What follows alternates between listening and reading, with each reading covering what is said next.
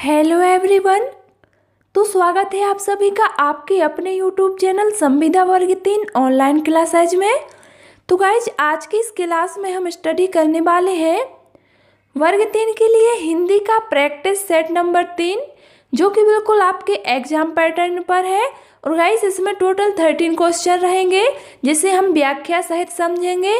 Guys ये practice set आप लोग जरूर लगाएं और चेक करें कि आपकी तैयारी कैसी चल रही है।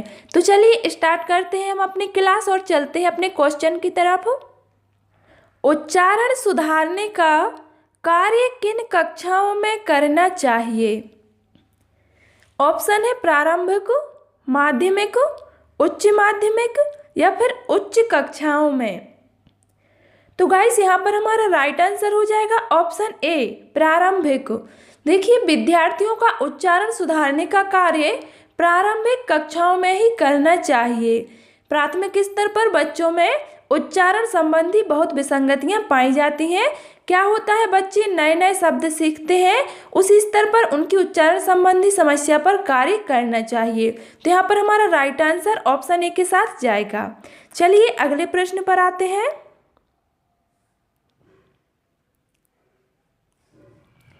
प्रत्येक पाठ के प्रारंभ में होना चाहिए। प्रत्येक पाठ के प्रारंभ में क्या होना चाहिए? ऑप्शन है पाठ का सार, परिशिष्ट, प्रस्तावना या फिर अभ्यास। तो ध्यान देना दोस्तों, प्रत्येक पाठ के प्रारंभ में प्रस्तावना होना चाहिए। ठीक है, क्या है, अभ्यास सदैव पाठ के अंत में होना चाहिए। तो यहाँ पर हमारा राइट आंसर हो जाएगा ऑप्शन सी प्रस्तावना। चलिए अगले प्रश्न पर आते हैं। साहित्य की किस विधा के शिक्षण में सास्वर पठन सर्वाधिक अपेक्षित है?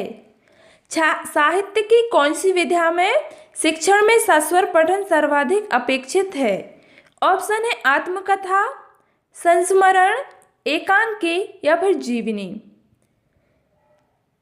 तो गाइस साहित्य में एकांकी विधा के शिक्षण में सास्वर पठन सर्वाधिक अपेक्षित है। तो यहाँ पर हमारा राइट आंसर ऑप्शन एक सी के साथ जाएगा। देखिए ध्वनियों का उतार चढ़ाव, आरोह अवरोह भाव प्रकाशन का प्रमुख साधन है। इसके द्वारा बच्चों के भाषाई कौशल का विकास होता है। तो यहाँ पर हमारा राइट आंसर हो जाएगा ऑप्शन सी। चलिए नेक्स्ट क्वेश्चन। और गाइस यदि आपको वीडियो पसंद आए तो वीडियो को लाइक जरूर कर दें।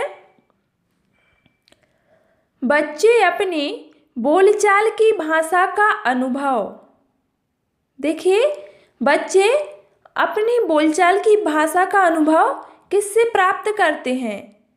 ऑप्शन है समाज परिवार से प्राप्त करते हैं, विद्यालय से प्राप्त करते हैं, थोड़ा बहुत रखते हैं या फिर उपरोक्त में से कोई नहीं।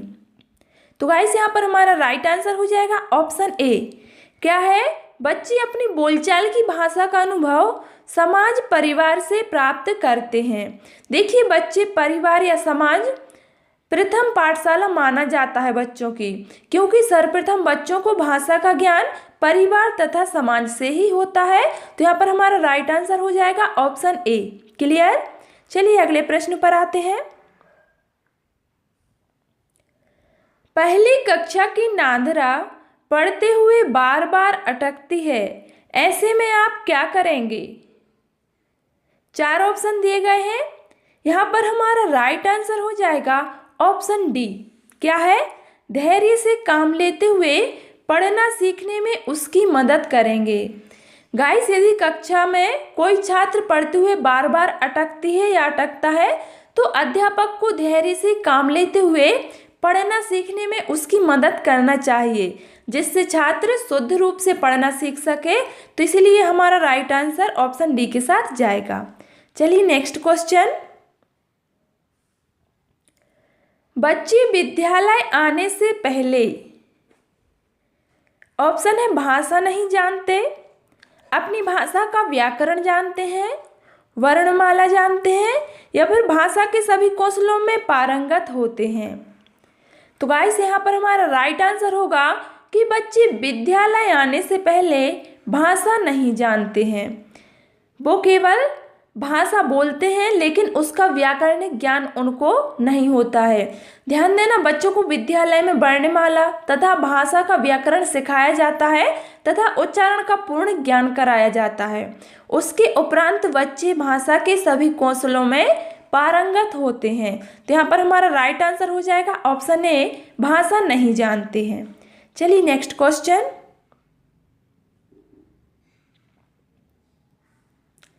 भाषा शिक्षण के अंतर्गत वर्तनी संबंधी त्रुटियों का निवारण करना चाहिए। 4 ऑप्शन है, हमारा राइट आंसर हो जाएगा क्या है, वर्तनी का शुद्ध उच्चारण एवं लेखन अभ्यास करवाकर भाषा शिक्षण के अंतर्गत वर्तनी संबंधी त्रुटियों का निवारण करना चाहिए। तो यहाँ पर हमारा राइट आंसर जाएगा ऑप्शन ए के साथ। चलिए अगले प्रश्न पर आते हैं। गाइस वीडियो को लाइक जरूर कर दें। बच्चों में भाषा प्रयोग की दक्षता विकसित करने के लिए आवश्यक है, क्या आवश्यक है? ऑप्शन है, उन्हें सुनने और बोलने की पूरी आज़ादी हो, उन्हें कविताएं याद हो, उन्हें मुहावरे याद हो, या फिर वो किसी वक्ता के साथ रहते हों। तो गाइस बच्चों में भाषा प्रयोग की दक्षता विकसित करने के लिए आवश्यक है कि उन्हें सुनने और बोलने की पूरी आज़ादी हो।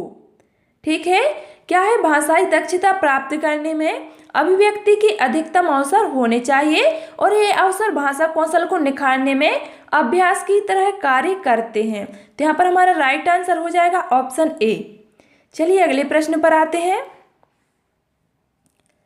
भाषा प्रवाह तथा अभिव्यक्ति कौशल के मूल्यांकन का उपयुक्त तरीका है, कौन सा तरीका उपयुक्त है?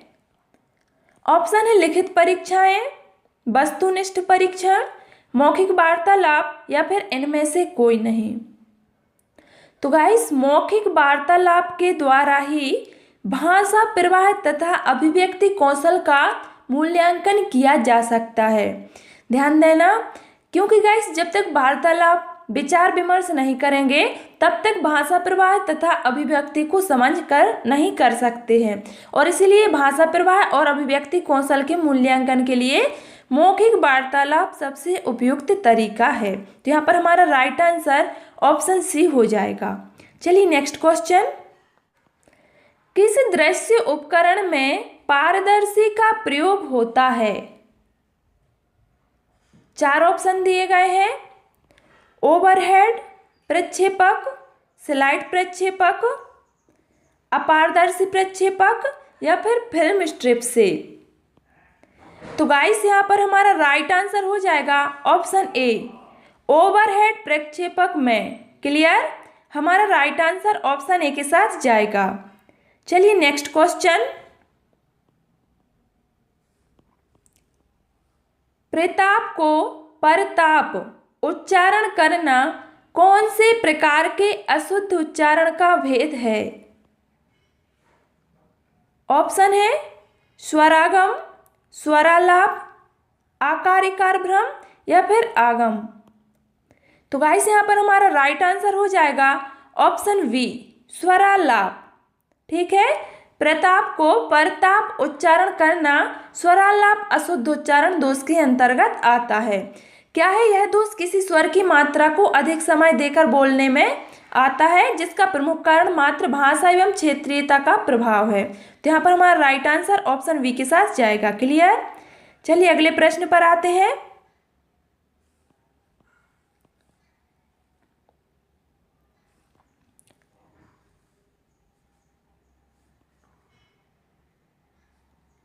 रंगमंच पर पर्दे के पीछे का स्थान कहलाता है?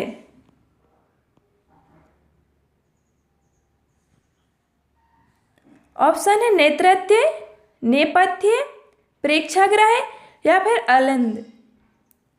तो गाइस यहाँ पर हमारा राइट आंसर ऑप्शन बी के साथ जाएगा, नेपथ्य। ठीक है, चलिए अगले प्रश्न पर आते हैं।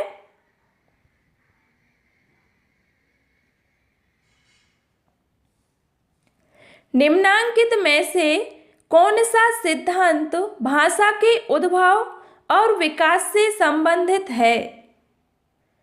ऑप्शन है बिग बैंग सिद्धांत, डिंग डोंग सिद्धांत, विली विली सिद्धांत या फिर डिली डैली सिद्धांत।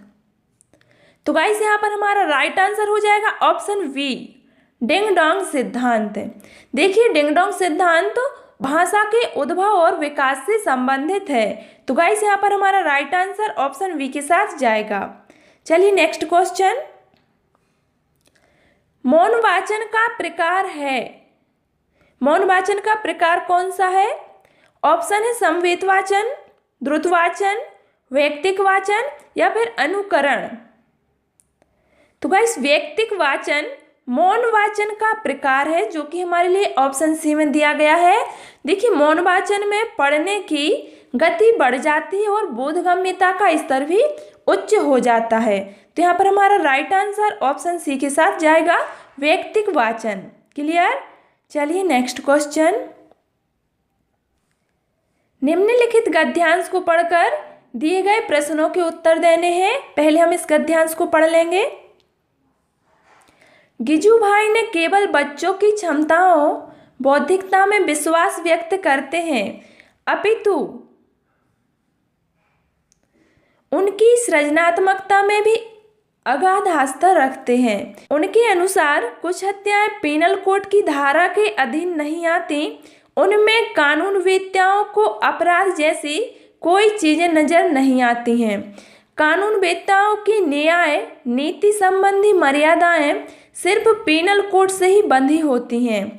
शिक्षा शास्त्रियों के पास राज्य रूढ़ि अथवा धर्म की कोई सत्ता नहीं है, इसीलिए जीवन के प्रति जो अपराध होते हैं उसके लिए ना कोई पीनल कोड, ना कोई उन्हें निंदनीय मानता है और ना कोई धार्मिक भय है। जीवन के प्रति होने वाला एक ऐसा ही अपराध है बालक की सृजन शक्ति की हत्या। ईश्वर ने मनुष्य का सृजन किया है और उसे अपनी सृजन शक्ति प्रदान की तथा ईश्वर की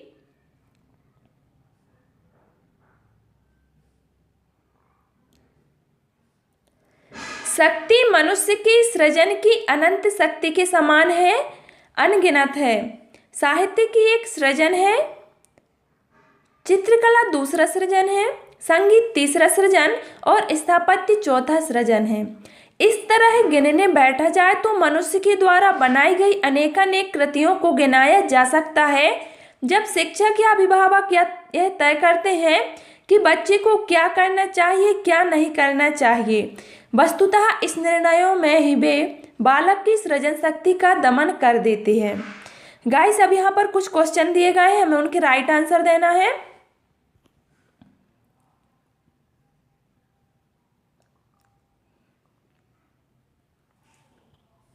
गिजू भाई का किसमें विश्वास नहीं है?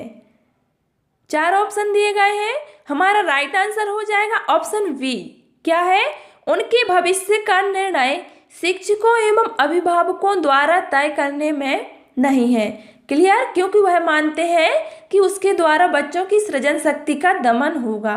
तो यहाँ पर हमारा राइट आंसर ऑप्शन बी के साथ जाएगा। चलिए अगला प्रश्न,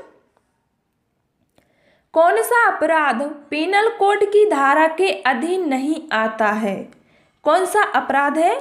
ऑप्शन है बालक की सृजन शक्ति का दमन, रिश्वत लेना, धोखाधड़ी करना या फिर चोरी करना। तो भाई यहाँ पर हमारा राइट आंसर हो जाएगा ऑप्शन ए। देखिए गद्यांश के अनुसार बालक की सृजन शक्ति का दमन पीनल कोड की धारा के अधीन नहीं आता है, जबकि रिश्वत लेना, धोखाधड़ी करना एवं चोरी करना यह पीनल कोड की धारा के अधीन आता है। तो यहाँ पर हमारा राइट आंसर ऑप्शन ए हो जाएगा। चलिए नेक्स्ट क्वेश्चन, बच्चे क्या करें और क्या ना करें जब शिक्षक और अभिभावक यह तय करते हैं तब? 4 ऑप्शन दिए गए हैं। देखिए हमारा राइट आंसर हो जाएगा बच्चे में सृजन शक्ति का दमन होता है। बच्चे क्या करें और क्या ना करें जब शिक्षक और अभिभावक यह तय करते हैं तब बच्चों में सृजन शक्ति का दमन होता है, क्योंकि बच्चों की स्वतंत्रता नहीं मिलेगी तो उनकी सृजनात्मक शक्ति का दमन होगा और उनके विकास में अवरोधक के रूप में होगी। तो यहाँ पर हमारा राइट आंसर ऑप्शन डी के साथ जाएगा। चलिए नेक्स्ट क्वेश्चन, निम्नलिखित में से सृजन के अंतर्गत नहीं आता है। सृजन के अंतर्गत क्या नहीं आता है? ऑप्शन है किसी विषय पर अपने विचार रखना, प्रश्नों के उत्तर रटना, कहानी लेखन या फिर मिट्टी से खिलौने बनाना। तो गाइस, प्रश्नों के उत्तर रटना सृजन के अंतर्गत नहीं आता है, ठीक है। जबकि कहानी लिखना, मिट्टी के खिलौने बनाना तथा किसी विषय पर अपने विचार लिखना सृजन के अंतर्गत आता है। तो यहाँ पर हमारा राइट आंसर हो जाएगा ऑप्शन बी, प्रश्नों के उत्तर रटना। क्लियर? चलिए नेक्स्ट क्वेश्चन।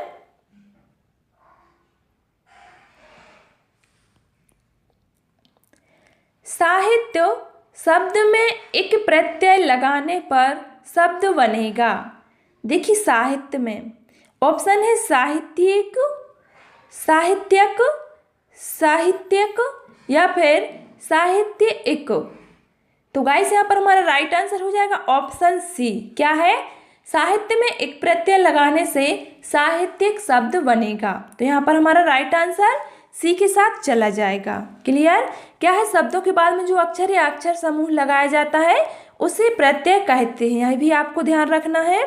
चलिए नेक्स्ट क्वेश्चन। बौद्धिक ऐतिहासिक शब्दों में मूल शब्द तथा प्रत्यय है। 4 ऑप्शन दिए गए हैं। इसमें से हमारा राइट आंसर हो जाएगा ऑप्शन डी। क्या है? बुद्धि मूल शब्द प्लस एक प्रत्यय, इतिहास मूल शब्द प्लस एक प्रत्यय। ठीक है, बौद्धिक तथा ऐतिहासिक में मूल शब्द बुद्धि तथा इतिहास है। तो यहाँ पर हमारा राइट आंसर ऑप्शन डी के साथ जाएगा। चलिए अगला प्रश्न। गाइस, वीडियो को लाइक करना ना भूलें और यदि आप हमारे चैनल पर नए पधारे हैं तो चैनल को सब्सक्राइब जरूर कर लें। न्याय नीति में खालिस्तान समास है। न्याय नीति ऑप्शन है कर्मधारय, द्वंद्व समास, अव्ययी भाव समास या फिर तत्पुरुष समास। तो गाइस, न्याय नीति में द्वंद्व समास होगा। देखिए, जिस समास में दोनों पद प्रधान होता है वहाँ द्वंद्व समास होता है। कर्मधारय समास जहाँ विशेषण विशेष हो वहाँ कर्मधारय समास होता है। यह याद रखना है आपको। तो यहाँ पर हमारा राइट आंसर हो जाएगा द्वंद्व समास। चलिए अगले प्रश्न पर आ जाते हैं। ईश्वर का पर्यायवाची नहीं है। ईश्वर का पर्यायवाची ऑप्शन है जगदीश, परमेश्वर, परमात्मा या फिर ब्रह्मा। 4 ऑप्शन है, हमारा राइट आंसर हो जाएगा ब्रह्मा। तो गाइस, ब्रह्मा ईश्वर का पर्यायवाची शब्द नहीं है, जबकि जगदीश, परमेश्वर और परमात्मा ये ईश्वर के पर्यायवाची शब्द हैं। तो यहाँ पर हमारा राइट आंसर ऑप्शन डी के साथ जाएगा। चलिए अगले प्रश्न पर आ जाते हैं। समान का विलोम शब्द है। समान ऑप्शन है सामना, असमानता, सामान या फिर असमान। तो गाइस, हमारा राइट आंसर हो जाएगा ऑप्शन डी, असमान। समान का विलोम असमान होगा। चलिए नेक्स्ट क्वेश्चन। यहाँ पर पद्यांश दिया गया है।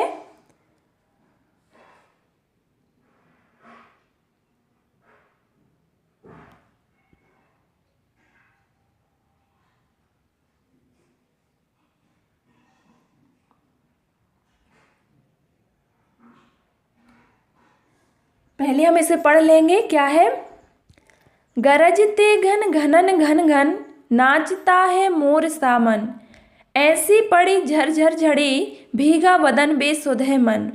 आज वर्षा अजब आई, बह रही है मस्त पुरवाई, नदी है द्वार तक आई, मेघों से लिपट कर सो गया सूरज, ले रहे हैं खेत अंगड़ाई, आज वर्षा गजब आई।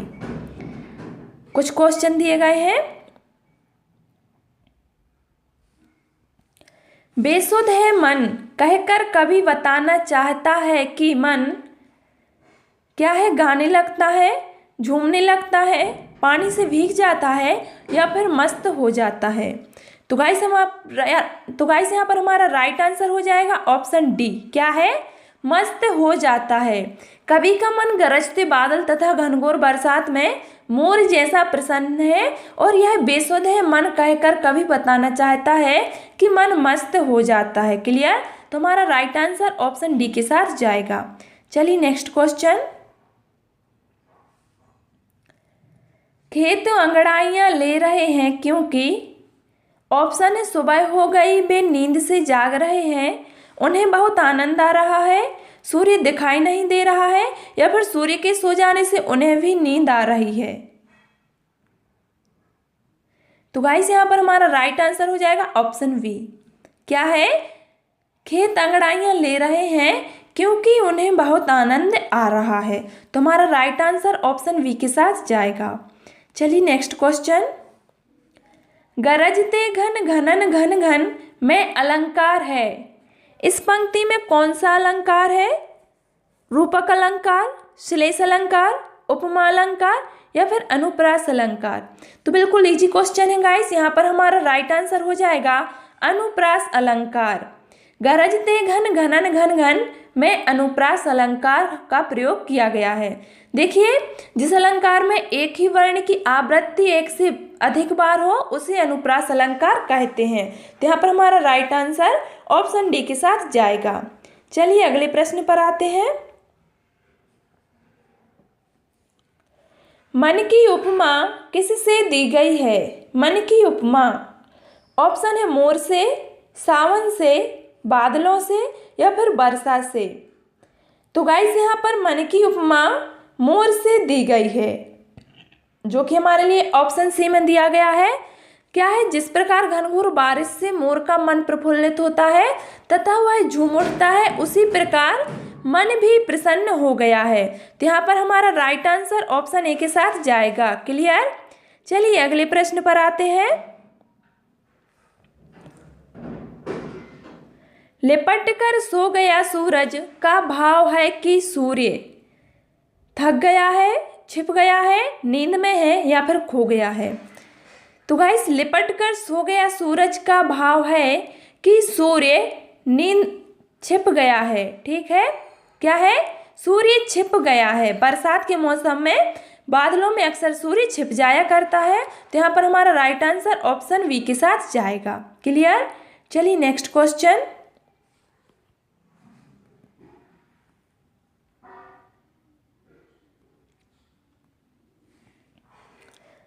पूर्वाई से आशय है। पूर्वाई से क्या आशय है? ऑप्शन है पूर्व की ओर बहने वाली पवन, मदमस्त करने वाली हवा, पूर्व से आने वाली वायु, या फिर पूर्व को बहने वाली नदी।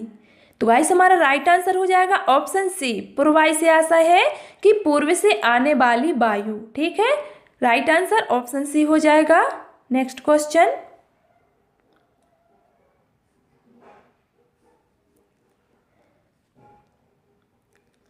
सुहेल की मातृभाषा भोजपुरी है। वह हिंदी वाक्य लिखते समय अक्सर ने कहा सही प्रयोग नहीं करता। इसका संभावित कारण क्या है? ऑप्शन है सुहेल हिंदी भाषा नहीं जानता है, वह लापरवाह है, वह ध्यान से नहीं लिखता, यह उसकी मातृभाषा का प्रभाव है जहां बोलते समय अक्सर आवश्यक स्थितियों में ने का प्रयोग नहीं किया जाता है। तो गाइस हमारा राइट आंसर हो जाएगा ऑप्शन डी। क्या है? सुहेल द्वारा हिंदी वाक्य लिखते समय ने का प्रयोग सही प्रयोग न करने का एकमात्र कारण उसकी मातृभाषा का प्रभाव है जहां बोलते समय अक्सर आवश्यक स्थितियों में ने का प्रयोग नहीं किया जाता है। तो यहाँ पर हमारा राइट आंसर ऑप्शन डी के साथ जाएगा। क्लियर? तो गाइस आज की इस क्लास में हमने हिंदी के 13 मोस्ट IMP क्वेश्चन स्टडी किए हैं, जो कि बिल्कुल आपके सिलेबस के अनुसार थे। और गाइस यदि आपको हमारी क्लास पसंद आई हो तो इस वीडियो को लाइक कर दें और इसी तरह के नए नए वीडियो पाने के लिए चैनल को सब्सक्राइब जरूर कर लें। Thanks for watching this video.